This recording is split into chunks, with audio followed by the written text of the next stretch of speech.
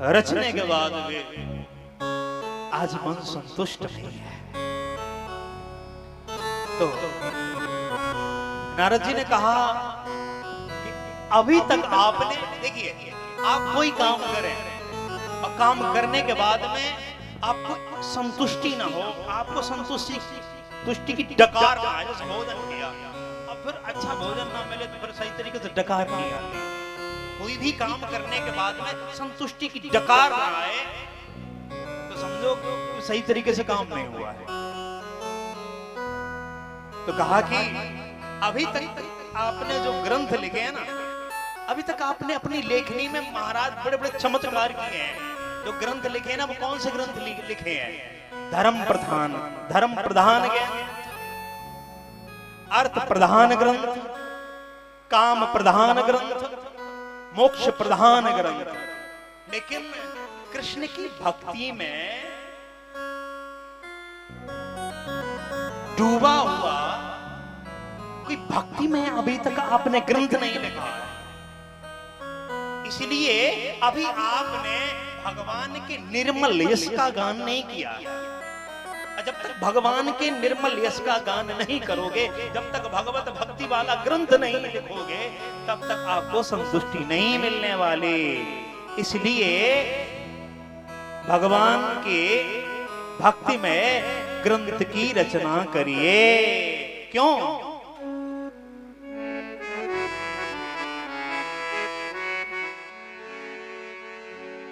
भगतहीन सब गुण सुख ऐसे, भगतहीन सब गुण सुख ऐसे, लवण बिना बहु व्यंजन जैसे, लवण बिना बहु व्यंजन जैसे, भगतहीन सब गुण सुख ऐसे,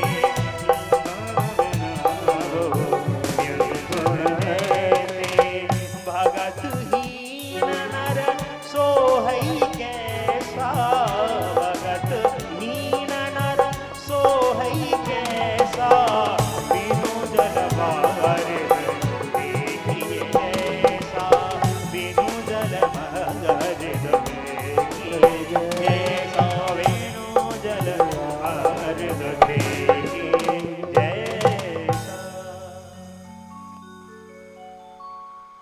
महाराज सुंदर 4-5 प्रकार की सब्जी बनी हो और उसमें लवण ना पड़ा। लवण समझते हैं? नमक। सब्जी में नमक ना पड़ा हो तो सब्जी कैसी लगेगी? कोई स्वाद नहीं।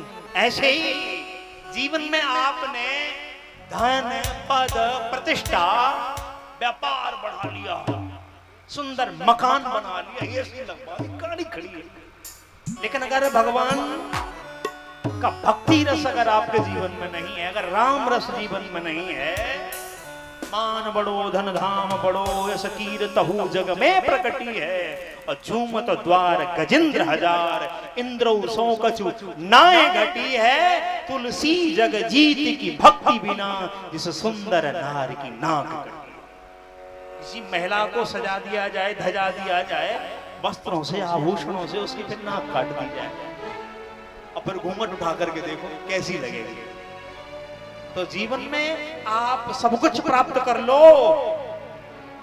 अगर राम रस नहीं है तो जीवन कैसा है? नकटी महिला की तरह है, जो शोभायमान होता है। बादल तो आ जाए, अगर बरसात ना करे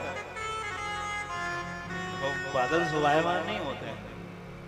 ऐसे ही तो व्यास जी ने कहा अब तो हम बुढ़े हो गए हैं। और एक बात बताएं, व्यास जी के 4 चेला हैं प्रमुख। व्यास जी के 4 चेला, 2 बच्चे और 2 बुढ़े हैं। जानकारी के लिए बता दूं, 2 बच्चे हैं, 2 बुढ़े हैं। बच्चे कौन है? एक तो ध्रुव है, दूसरे प्रहलाद। और 2 बुढ़े कौन है? एक वेद व्यास जी और दूसरे वाल्मीकि। ये नारद जी के शिष्य हैं। कहा कि अब तुम बुढ़े हो गए हैं। कहा कि नहीं बुढ़े हो गए तो क्या हुआ? भगवान की कृपा है आपके ऊपर। 4 श्लोकों की भागवत नारद जी ने व्यास जी के कान में फूंक दी और 4 श्लोकों का आत्मसार करके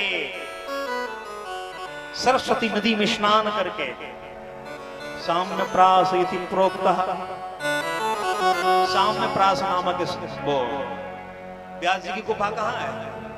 भारतीय सीमा का अंतिम ग्राम माणा, आखिरी गांव है भारतीय सीमा का, जहां पर व्यास जी की गुफा है। आज के समय में उसको व्यास गुफा के नाम से जानते, लेकिन उसका प्राचीनतम नाम है साम्य प्रास। आश्रमा पश्चिमे तट, सरस्वती नदी के पश्चिम तट पर आश्रम है। और व्यास गुफा से थोड़ी दूरी पर गणेश गुफा है। गोता लगा करके जैसे ही बाहर आए, नेत्र बंद किया, 18,000 श्लोकों की संहिता प्रकट हो गई और नेत्र बंद करके व्यास जी गाते गए भागवत। कैसी कथा है? नेत्र बंद करके गाई गई कथा है।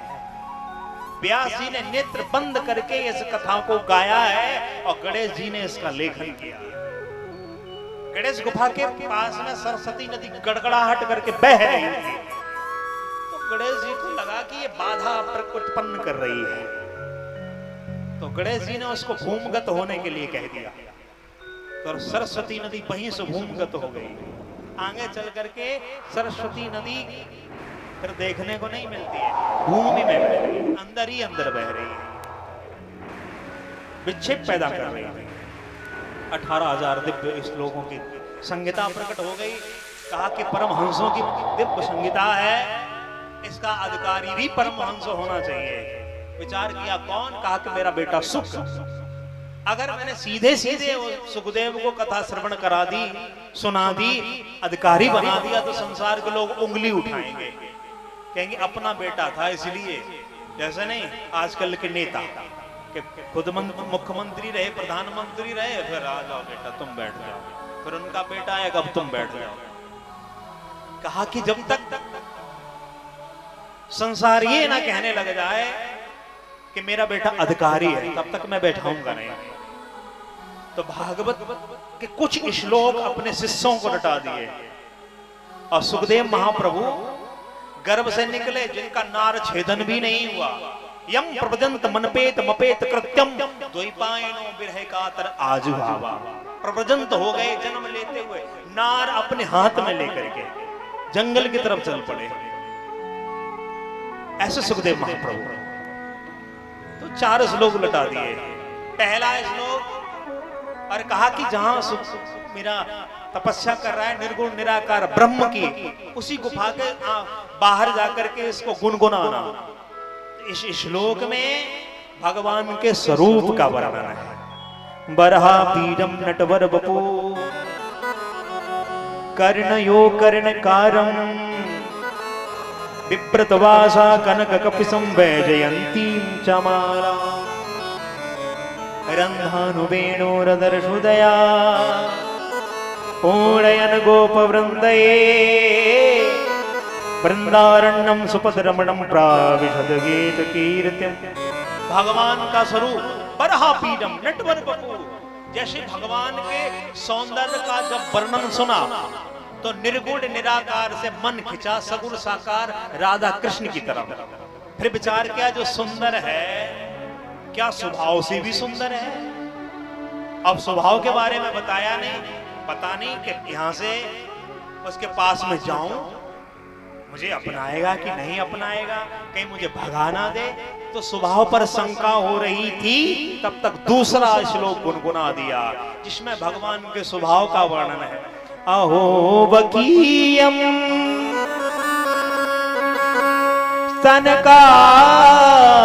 सनकालकूटम जिधासया पाय यदापस्वाद्वे लेभे गतिं धातृचितां ततुन्यं कंबा दयालुं शरणं व्रजेमा कंबा दयालुं शरणं व्रजेमा। दौड़ करके आए अभ्यास जी के शिष्यों से बोले कि और सुनाओ। कहा कि हमें तो ये 2 ही पता, लेकिन हमारे गुरुजी को ऐसे रस भरे 18,000 श्लोक याद हैं। कहा कि मुझे लेकर के चलिए। जैसे ही लेकर के आए तो देखा ये तो मेरे पिता है। कहा कि पिता मुझे भागवत पढ़ाओ। कहा कि नहीं नहीं ऐसे नहीं पढ़ा सकता मैं, पहले जाइए जनक जी के पास में। तो व्यास जी ने सुखदेव को जनक जी के पास में भेजा। क्रोध अध्यात्म की शिक्षा लेने के लिए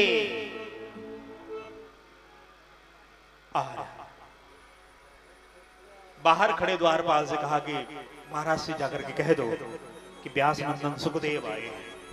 जनक जी से जाकर के जैसे सेवक ने कहा तो जनक जी ने कहा देखो अभी मेरे पास समय नहीं है। सुखदेव से कहो कि दरवाजे पर खड़े रहे। सेवक ने कहा कि दरवाजे पर खड़े रहिए, महाराज के पास में अभी समय नहीं है। 1 दिन हो गया, 2 दिन हो गए, 10 दिन हो गए, 15 दिन हो गए। अचानक ध्यान आया और आप कह रहे थे वो व्यास नंदन सुखदेव, जाओ बुला करके लाओ। और ध्यान रखना अगर जरा सा भी क्रोध चेहरे पर चमक रहा हो तो भगा देना, अंदर मत लाना। जैसे ही बाहर आए तो जो चेहरे की कांति प्रथम दिन थी वही कांति, वही मुस्कान। आज हम लोग अगर बाजार से आए और दरवाजा खोलने में घरवाली 5 मिनट लगा देना तो 50 गालियां देते उसको। कितनी गालियां देते? 50 गालियां। लेकिन 15 दिन बाद जब बुलाया गया तो वैसा ही मुखारबिंद, वैसी चेहरे की कांति अंदर लेकर के गए।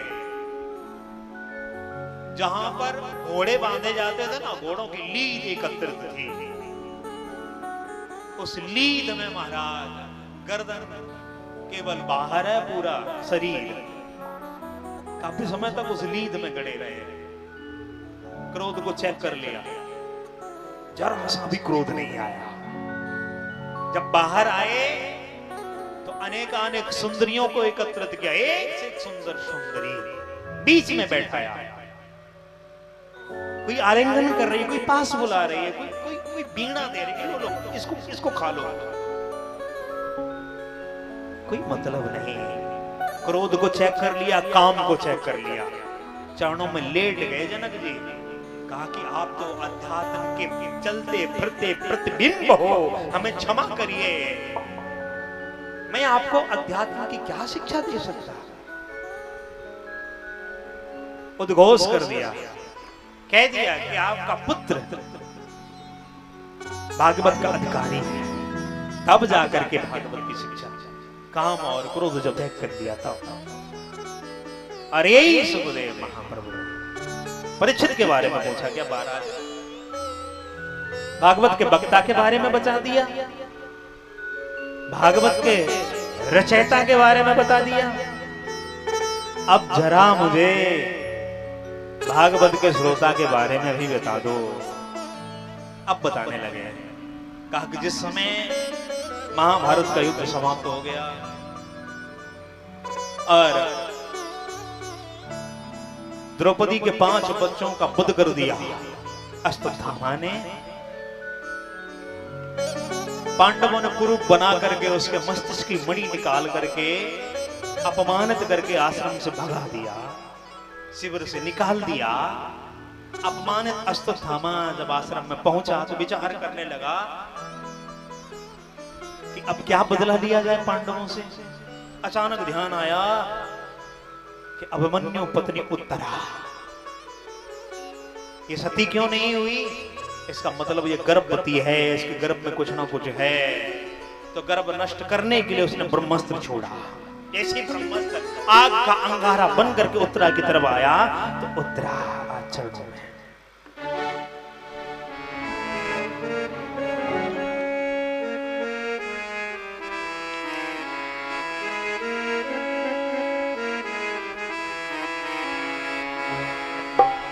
पाहि पाहि मां योगिन देव देव जगतपते।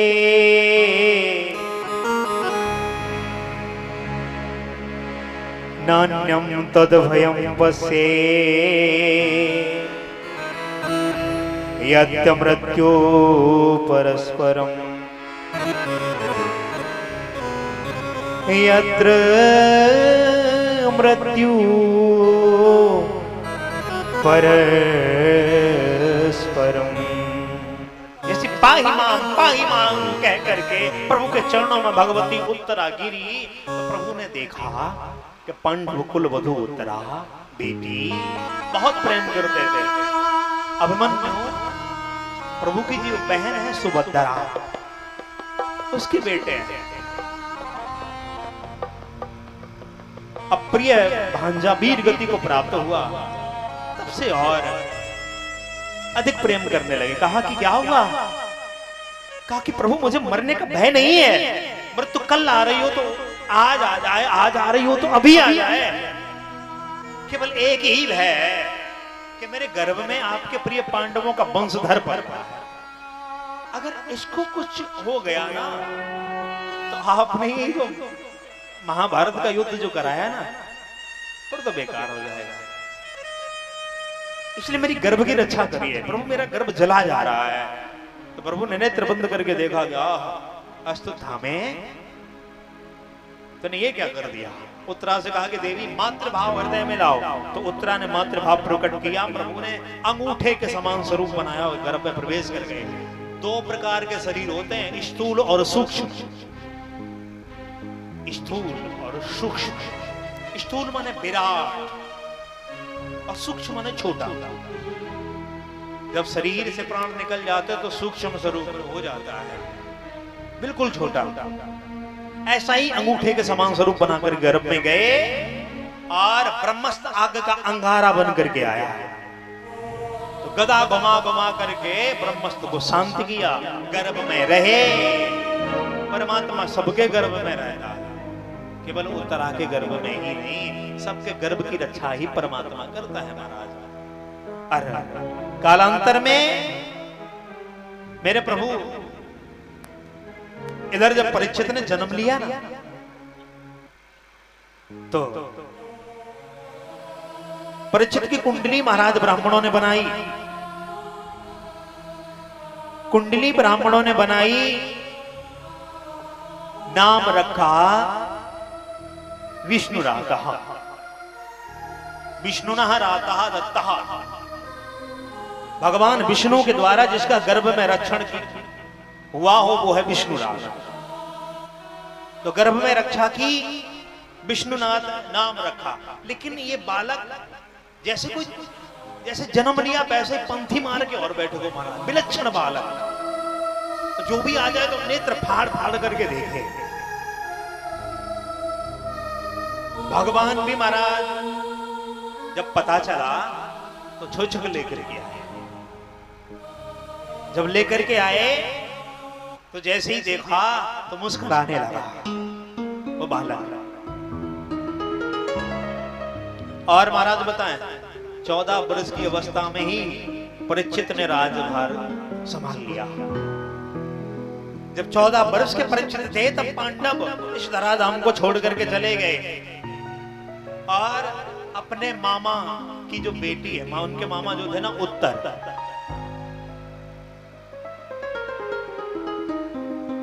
उत्तर की बेटी के साथ में इनका विवाह हुआ, जिसका नाम था इरावती।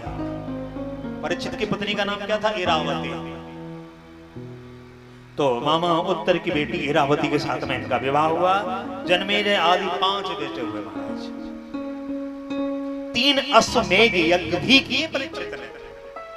किसी की सामर्थ्य नहीं हुई कि परीक्षित के यज्ञ का अश्व कोई पकड़ ले, क्योंकि धर्मात्मा राजा थे। कैसे धर्मात्मा राजा? जो भी कार्य करते थे धर्म के अधीन होकर के करते थे।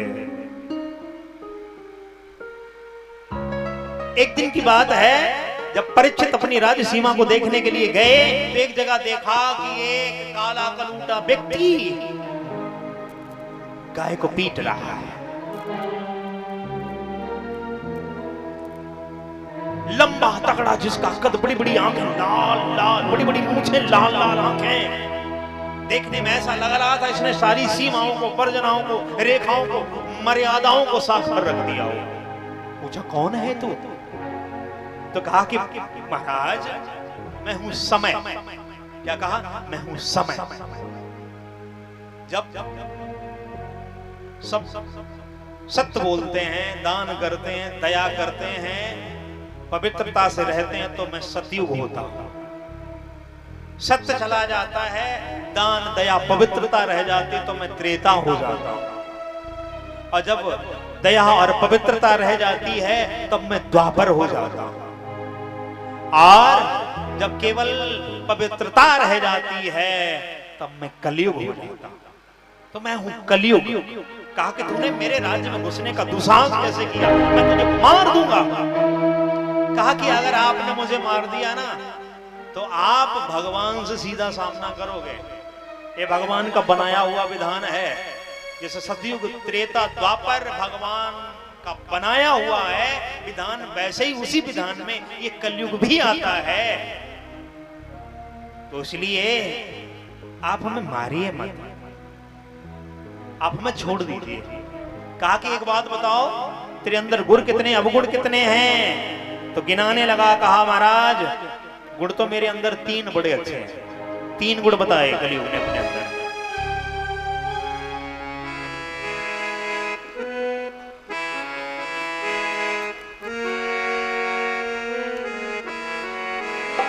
कृते अध्यायते विष्णु त्रेतायाम यजतो मखे।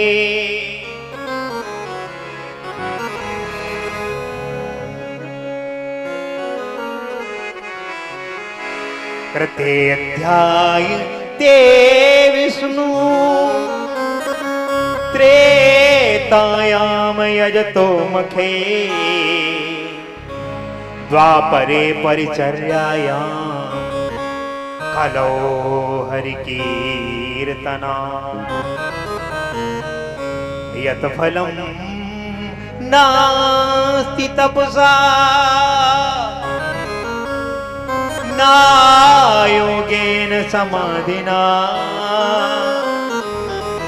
तत्फलं लभते सम्यक् कलौ केशव कीर्तना। कलियुग केवल हरि गुण गा। कलियुग केवल हरि गुण गा।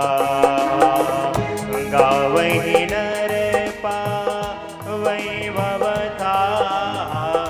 गावहि नर पावै भवथा।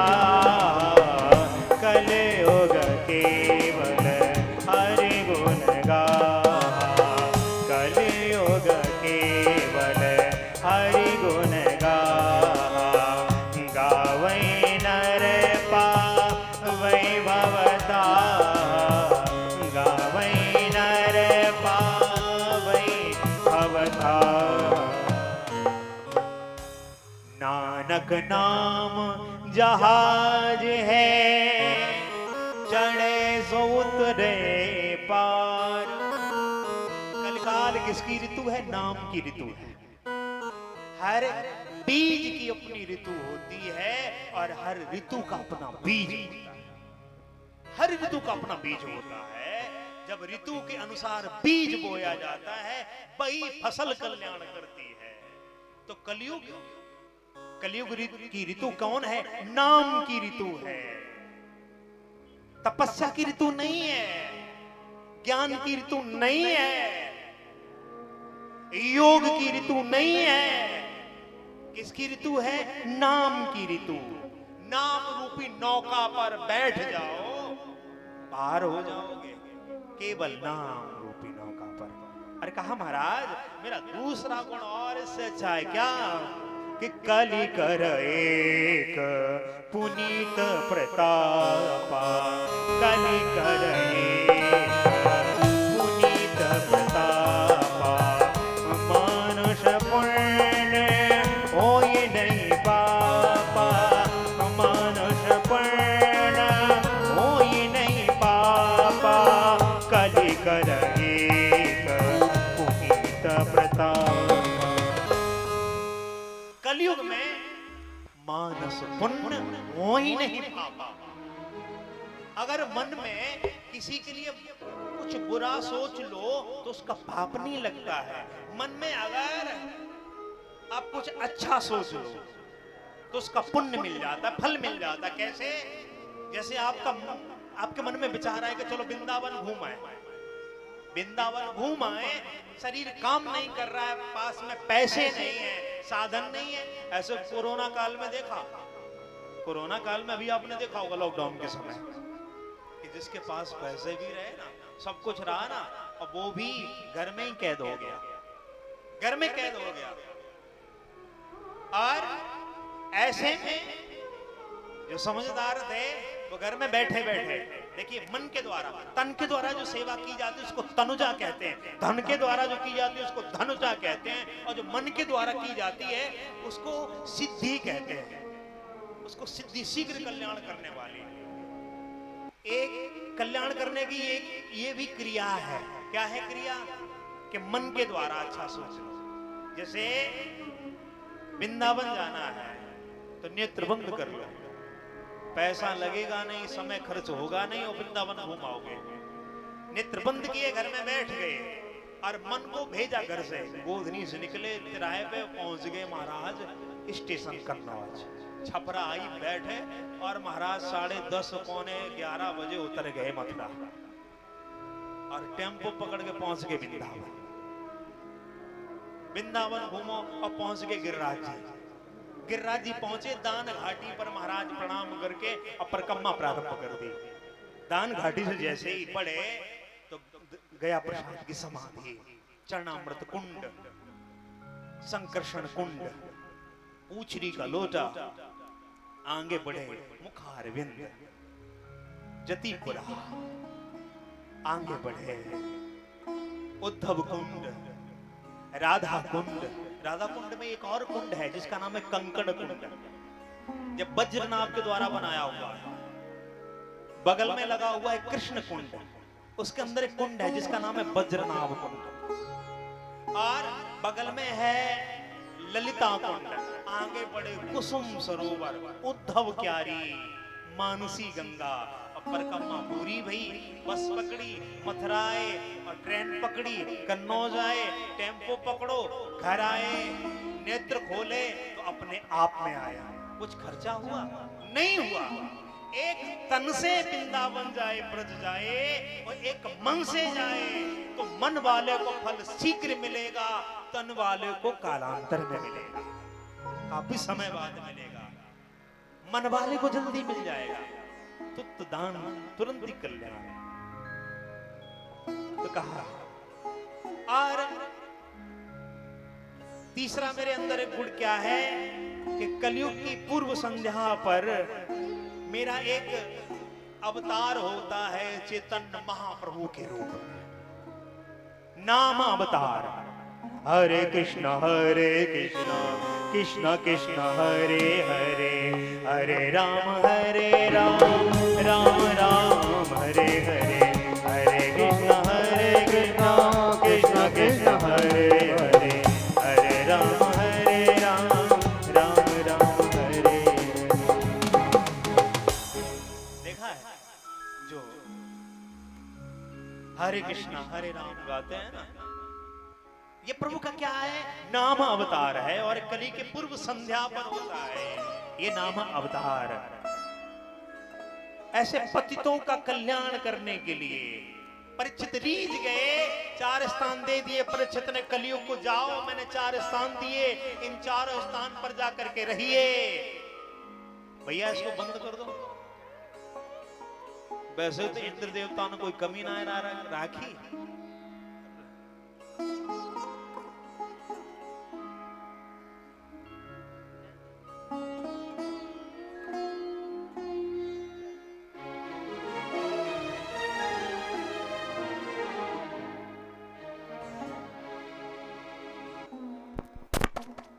बोले वृंदावन बिहारी लाल की। तो 4 स्थान दे दिए महाराज, ध्यान देना कौन से 4 स्थान दिए। धूतापानम श्रियासूना यत्र अधर्मा चतुर्विधा,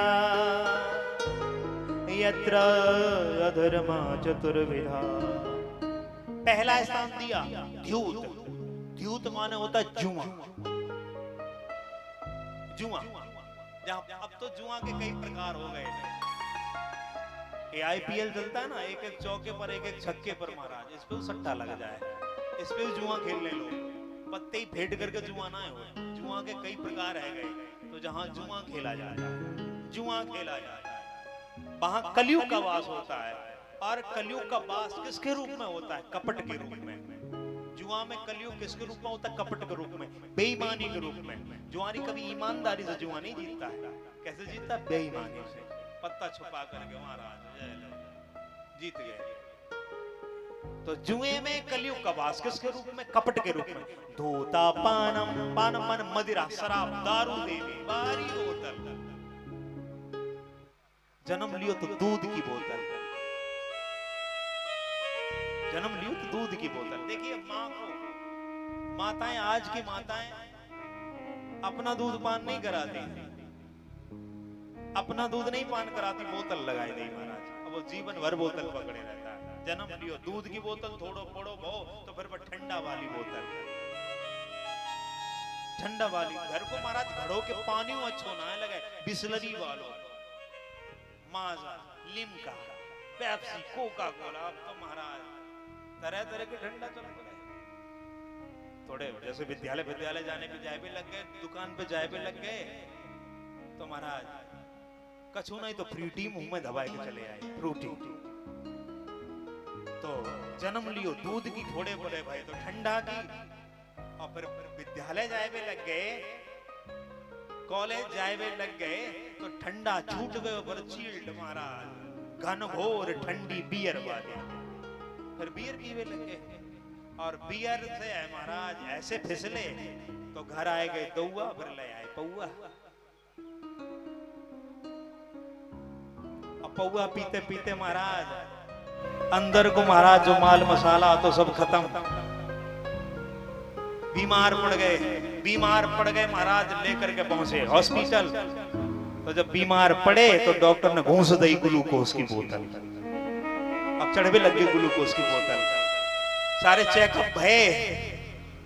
तो डॉक्टर साहब ने कही कि जिनके अंदर तो खून तो है ही ना, ये सब पी गए दारू देवी के साथ में। अब फिर ब्लड बैंक से ले आए फिर महाराज खून की बोतल। अब महाराज डॉक्टर ने कही कि जे तो ठीक है, बीमारी ना है, खाए गुर्दा तो गल गए, खत्म है कहानी इनकी, घर ले जाओ, जो खाए वो खिलाओ।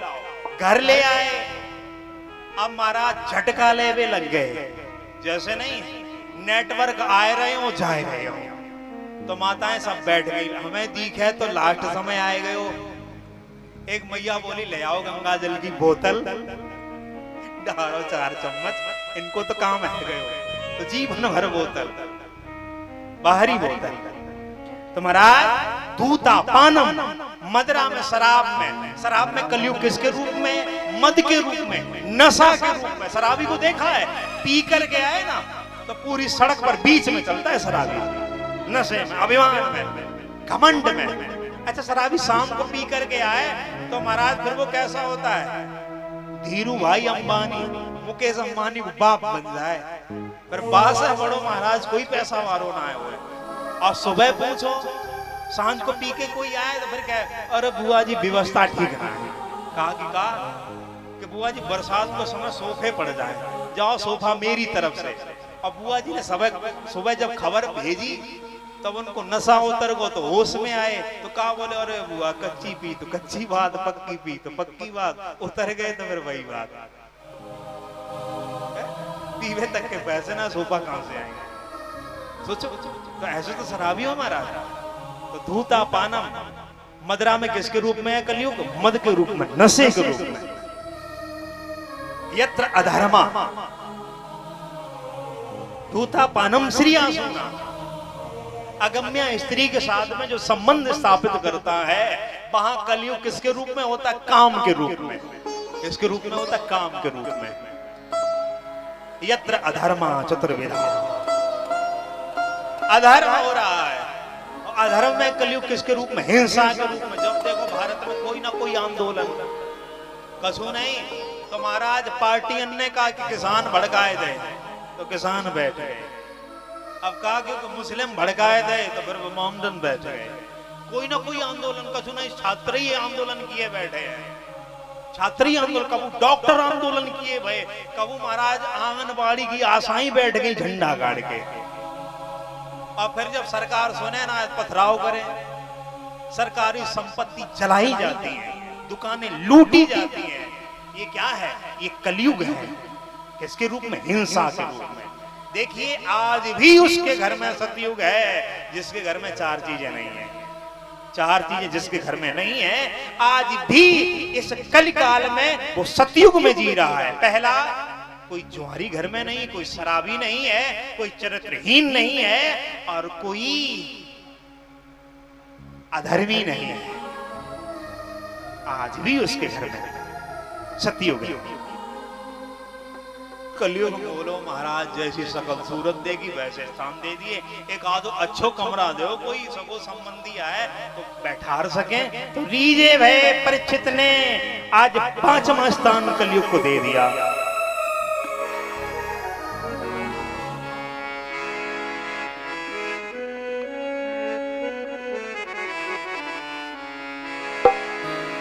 पुनश्चायाच मानाया जात रूप मदात प्रभु ततो नृतं मदं कामं रजो वैरम च पंचमम। 5वां स्थान दिया जात रूप मदात प्रभु। संस्कृत में सोने को कहते हैं जात रूप। सोने को क्या कहते हैं? जात रूप। जाओ सोने में तुम्हारा वास है, आज से सोने में रहिए, धन में रहिए। कहने का तात्पर्य किस में रहिए? धन में। एक तरफ तो भगवान श्री कृष्ण श्रुता कहते हैं कि धातु नाम अस्मि कांचनम, धातुओं में सोना मेरा स्वरूप। एकादश स्कंद में इसी भागवत में भगवान श्री कृष्ण उद्धव से कहते हैं कि धातुओं में जो सोना है वो मेरा स्वरूप है। और पहले स्कंद में सूत जी महाराज सोनका ऋषियों से कहते हैं कि जो सोना है उसमें कलयुग का वास है। अब कैसे पता लगाओगे? कहा कि जो मेहनत और पसीने की, ईमानदारी की कमाई का धन है उसमें भगवान का वास है। जो लूटा हुआ है, जो छीना हुआ है, जो रिश्वत खोरी का है, जो हड़पा हुआ है, जो गला काट करके, जेब काट करके लाया गया है, उसमें कलयुग का वास है। किसका वास है? कलयुग का वास। इसलिए महाराज धन अपने हक का खाओ वो भी हद में खाओ, अपने हक का खाओ वो भी हद में खाओ। किसी का हक नहीं खाना चाहिए। भगवान ने यहाँ सबको समान बना करके भेजा है। अगर कोई गरीब है और सामने वाला अमीर है तो वो गरीब का धन उस अमीर के पास है, वो गरीब का हक खा रहा है। वो अमीर कैसे हुआ है? किसी अब काऊ के पास में 1000 बीघा, काऊ के पास में 1 बीघा में। इसका मतलब क्या है? वो किसी का हक लिए बैठा है।